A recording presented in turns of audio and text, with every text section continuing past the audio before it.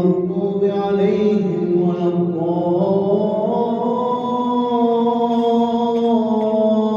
الضالين آمين. ويقول الإنسان وإذا ما مت لسوف أخرج حيا أولا يذكر الإنسان أنا خلقناه من قبل ولم يك شيئا فوربك لنحشرنهم والشياطين ثم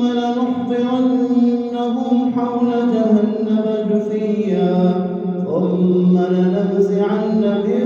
كل شيعة أيهم أشد على الرحمن عتيا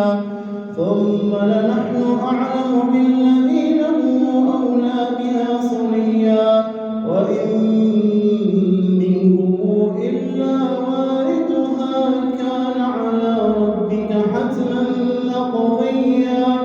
ثم ننجي الذين اتقوا ونذر الظالمين فيها جثيا وإذا تتلى عليهم آياتنا بينات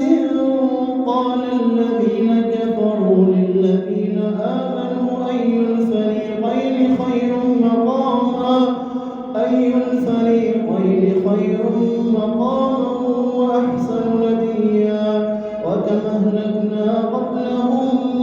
من قرن هم أحسن أثاثا وليا قل من كان في الضلالة فليمدد له الرحمن مدا حتى إذا رأوا ما يوعدون